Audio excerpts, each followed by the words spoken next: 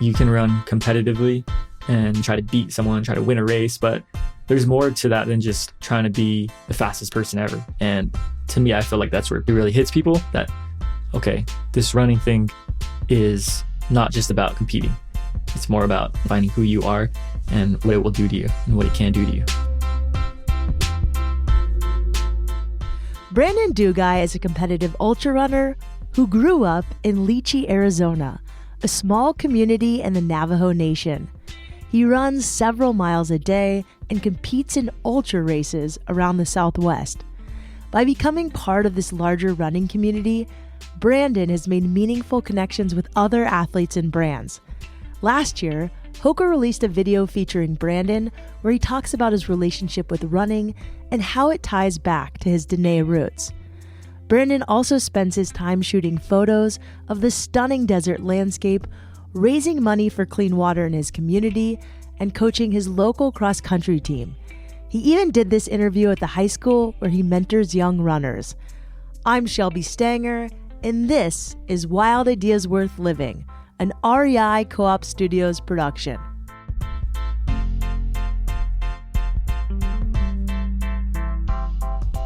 Brandon Dugi, welcome to Wild Ideas Worth Living. Yeah, thanks for having me. I'm excited. We're excited to have you on. Where are you right now? Right now, I'm in Page, Arizona at the Page High School. Is that where you coach cross country? Yeah. I was born and raised here in the Page area. Sorry. That's the bell. Oh, that's the bell. That's awesome. Kids are. First period's over. Got it. Okay. Well, first I want to ask you, how did you discover running? Running has always been a thing.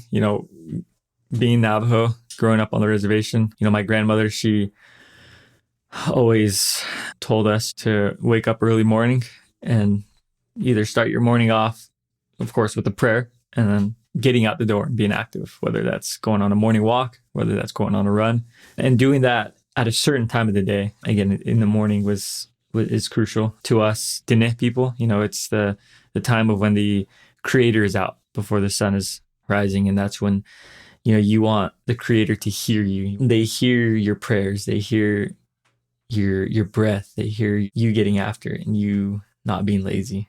It's just a special time. It's hard to explain, but you try to always be up when the sun is rising or doing some sort of physical activity or prayer within that time range. And it started off with that. And then, seeing the community of the Diné people, basketball was one thing, but running was another. Hearing all these great runners come from different areas of the Navajo reservation was just something that to me was like, okay, it's something that I need to do more because, it's part of who we are as Diné people. And and then getting into high school, our high school cross-country program when I was in high school was legit. We had a lot of really good kids that did amazing things and were state champions and still to this day are state champions. So in Page High School, is it mostly kids from Navajo or?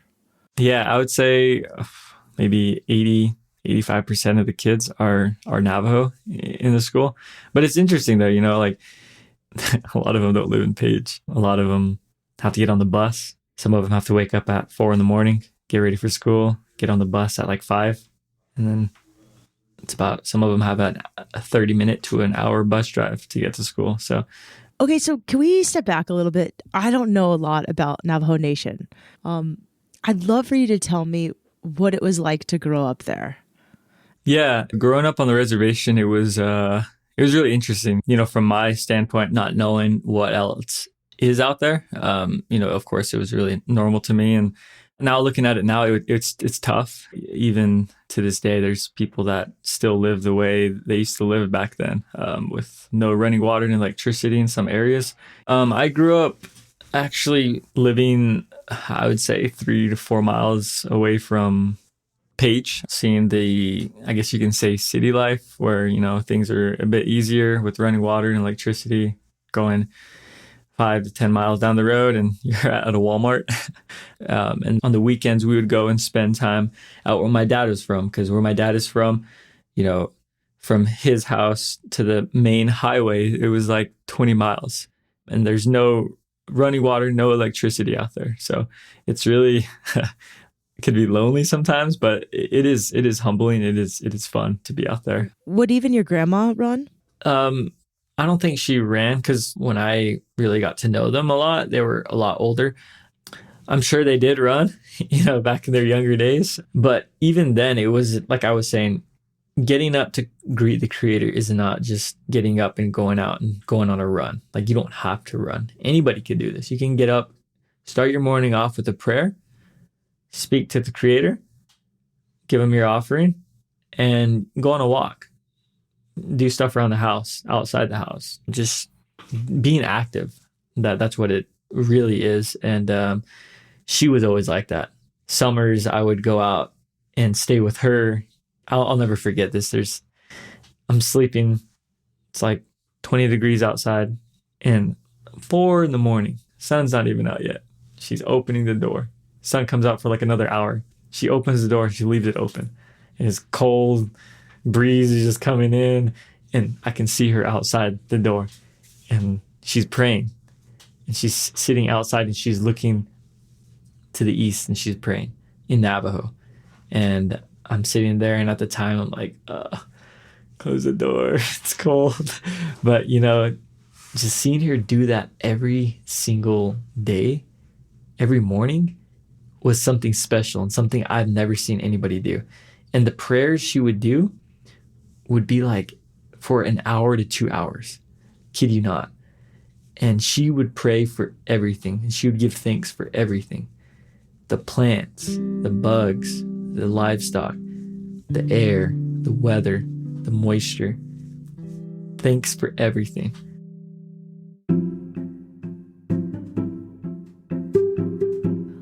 Brandon learned a lot from his grandmother, including in the Navajo language. He was also taught that running is a way to connect to his Creator, to the earth, and to the community. Every morning, Brandon goes for a run. The day we spoke, he ran a 5K in the morning before it started snowing. He had plans to go out again after our interview to run another 10K. In addition to making sure he gets his own runs in, it's equally important for him to make sure his students do the same. Brandon has been a cross-country coach at Page High School, his own alma mater, for the last 3 years. How many years ago did you graduate high school? 2015. So what is that? 8 years? So now you coach your high school team. Yeah. How did you get involved with that? So my little brother, he joined the cross-country team when he was in middle school. And then into high school, I noticed he was getting more into it and wanting to get more involved. But all his friends, everybody he ran with, were like up ahead, and he was always in the back.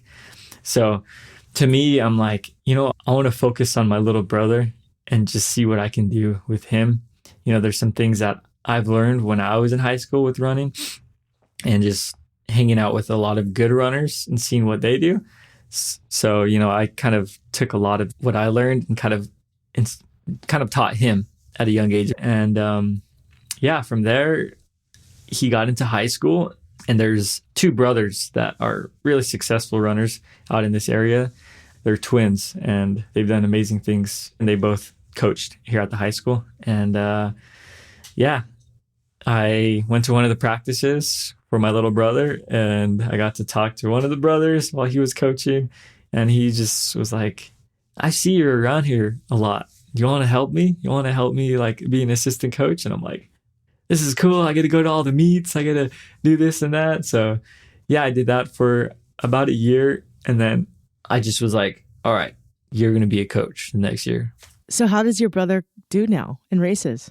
He does really good. He's a senior this year. His cross country season's over. They won state for their division, and congratulations! That's incredible. Yeah.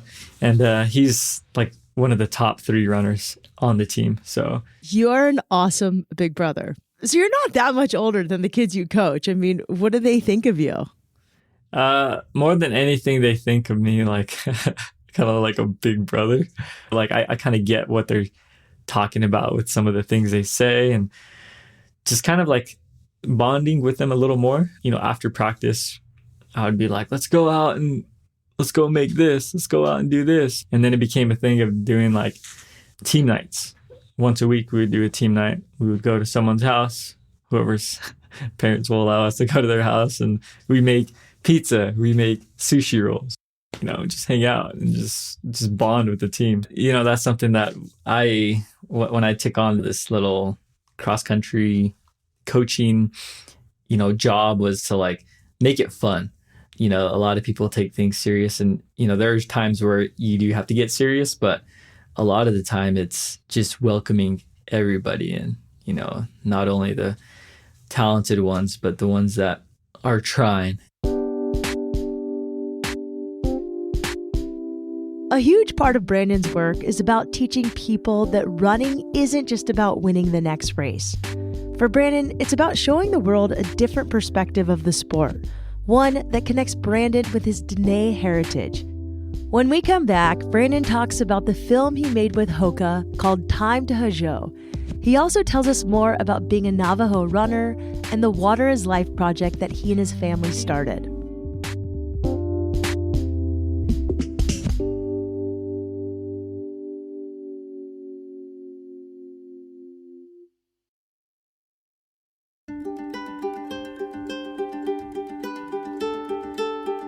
Brandon Dugi is a runner, photographer, and high school cross-country coach. It's safe to say he wears a lot of different hats, but there's one thread that connects all of his work: representing and supporting the Diné people of the Navajo Nation. In 2019, the brand Hoka One One reached out to Brandon and started building a relationship with him. After years of collaboration and sponsorship, they decided to make a film to share his story. So when did Hoka find you? Yeah, so I was, sharing a lot of my photography work on social media, and a buddy of mine, was like, maybe you should, make a running account, because you are sharing your running stuff on your photography channel. So I did that. I created a running account, and, was sharing all my adventure runs I would do, the races, the training, kind of what I would go through, my ups and downs. And yeah, Hoka saw kind of what I was doing and how my story and where I came from was a little different. And then as they got to know me a little more through these blogs and these posts and these, little interviews I had with them, they wanted to create a film. And that's where, the Time to Hajo came to life. They brought up this idea of doing a film about what it's like to run on the reservation, and it being of indigenous Diné people, and that's what it was about, and that's where the film came to life. My grandmother in Navajo would say "Ta'o ego," which means if it's up to anybody, it's up to you. You have a choice in life, whether it's positive or negative. It's nobody's fault but yours. Growing up on the reservation, we were always taught to wake up in the morning and start your day off with a run and greet the Creator. You want to be up when the sun is rising, showing the Creator that you're not laying down, you're not being lazy. Some Navajos, they'll get up and they'll yell real loud to let the Creator know we're awake, we're here, and we will always be here. Can you say the name of the film for me? Time to Hajo. And what does that mean, Hajo? Hajo, it could mean a lot of things. But to me, time to Hajo means to time to walk in beauty, or time to run in beauty, kind of a thing. And that's what, what I do with running and what I see in running is to walk in beauty. So what impact did this movie have on you? I mean, that's a big deal to make a little movie with Hoka. Yeah. At the time, if I'm going to be honest, I didn't really think it was like anything big. I was just like, oh, like it's a film we're doing. Like, this is cool.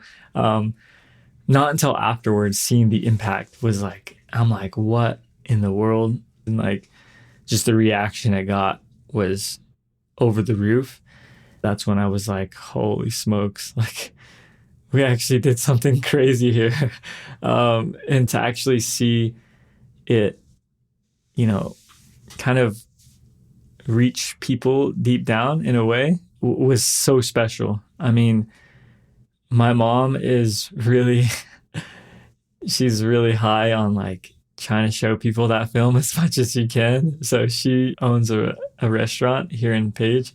And whenever she meets people, she'll talk about the culture, but then she'll bring up the film and then she'll show people. And there's been times where I'll walk in and I can see her showing a family a film, and I've seen people cry, and I'm just like, oh my gosh, it's really, it's that film's special to me. So, what do you think it showed people?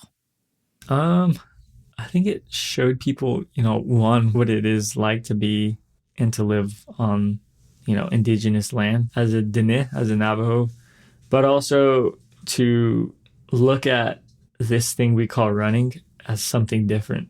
You can run competitively and try to beat someone, try to win a race, but there's more to that than just trying to be the fastest person ever. And to me, I feel like that's where people, it really hits people that, okay, this running thing is not just about competing.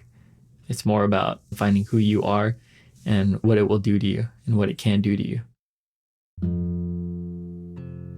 Running is an innate part of Brandon's culture, and it's also a connector. The video he made with Hoka gave him access to an audience he'd never reached before. Brandon jumped on the opportunity to raise funds and make an impact for his community. You're also like this incredibly philanthropic guy. So not only do you coach the cross-country team and give your time to these high schoolers and you're telling your community's story, but you're bringing water to people, water tanks. Talk to me about Water is Life and this program you started. So back when I did, the whole thing with Hoka, I decided to start this Water is Life, like GoFundMe, kind of like nonprofit organization that me and my family kind of put together. And it's just, we raise money to help buy water tanks for families out on the reservation because, a good amount of people that live on the reservation still to this day don't have running water and electricity. So, them living like 20, 30 miles away from a big city, they got to go into town, fill those water tanks up and bring it back. And, some of them, the water tanks get old, they crack, and, they don't have money for new ones, and they're using like old tanks, and it's just not healthy. Yeah. So just helping out, those people out deep in the reservation as much as I can. And this is, one thing that we did. And, we raised a good amount, and, we just throw all that back out to purchasing these water tanks. And, we take them out to different families on the reservation from all over the res. And, it helps with them having clean water, but also them having water for their livestock. Because, people still to this day, they're that's all they have. And it's really bone dry out here. And, if we can supply these families with as many water tanks as we can, it's a lot easier and less worry for them. Brandon is dedicated to celebrating his indigenous roots and sharing the story of his people with the world. He lives in a stunning part of the Southwest, and in addition to running, Brandon is a landscape photographer. His work captures the vast open beauty of the Navajo Nation. In the Arizona desert, cliffs rise up thousands of feet, forming canyons to explore from above and below. Mesas stretch for hundreds of miles, and there are so many beautiful kinds of soil, like sandstone and clay. Brandon captures all of it with soul. In many ways, his photography career has helped support his running and vice versa.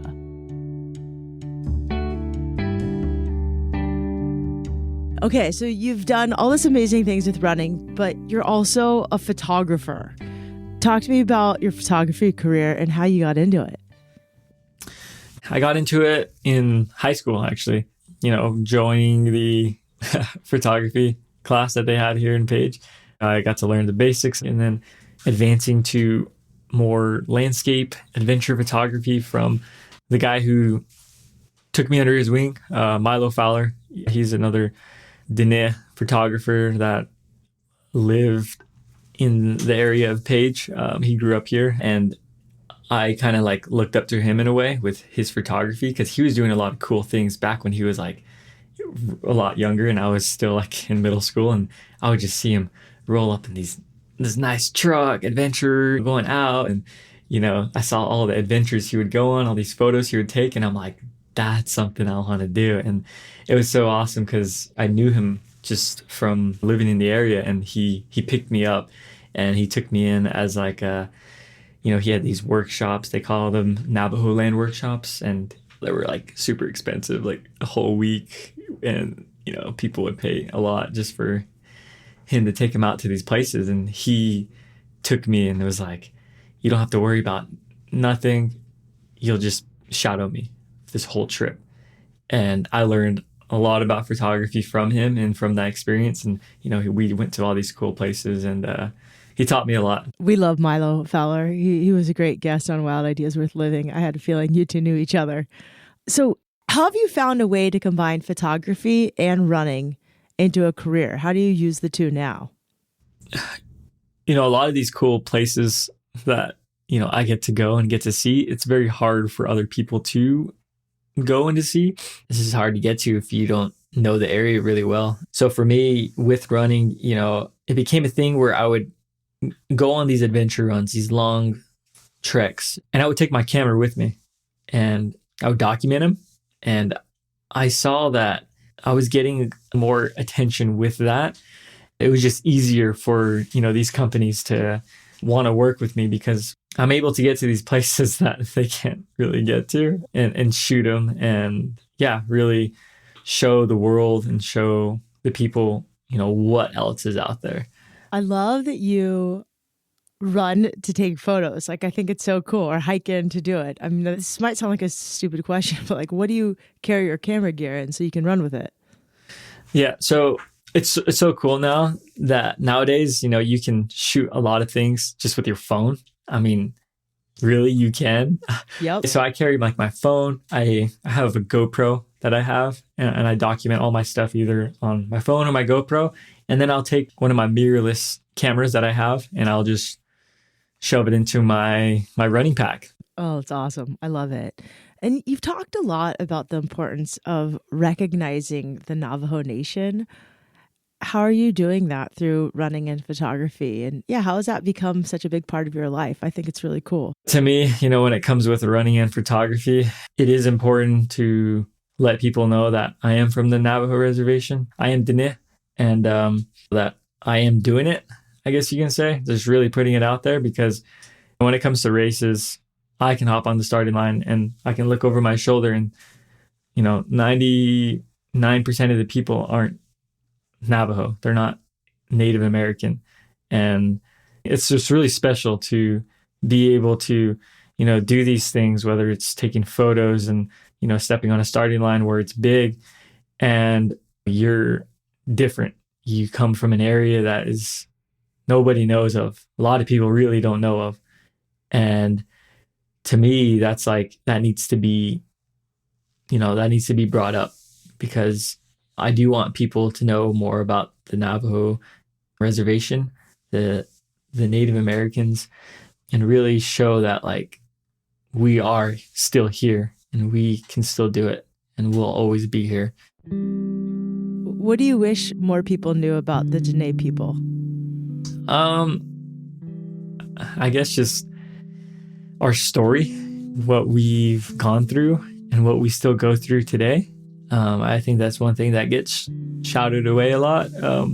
People just think that we're,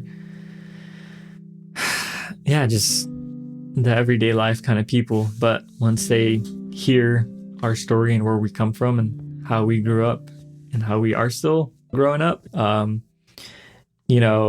having things taken from us, whether that's our land being moved to different areas, I just feel like it's shadowed away a lot, and not a lot of people know because they're not educated about it.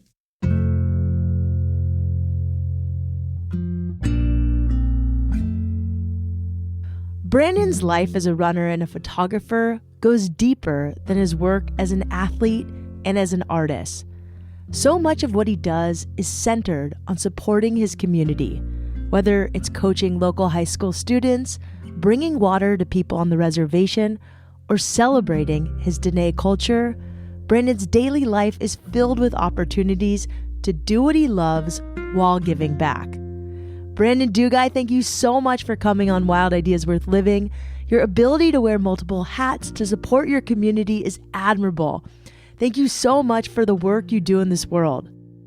If you enjoyed this episode and want to learn more about Brandon, check out his new film on REI's YouTube channel. You can watch it at youtube.com/REI. To learn more about Brandon's Water is Life campaign, check out the link in our show notes. You can learn more about his photography at Brandon_Dugi on Instagram. That's BRANDON_DUGI. There you'll find a link to his running account, which is Brandon_runs with a Z. That's BRANDON_RUNZ. Wild Ideas Worth Living is part of the REI Podcast Network. It's hosted by me, Shelby Stanger, produced by Annie Fassler, Sylvia Thomas, and Sam Pierce-Nitzberg of Puddle Creative. And Sam is actually going to Arizona this month, where he'll be admiring the beautiful landscapes of the Southwest. Our senior producer is Jenny Barber. Our executive producers are Paolo Motola and Joe Crosby. As always, we appreciate when you follow this show, rate it, and review it wherever you listen. And remember, some of the best adventures happen when you follow your wildest ideas.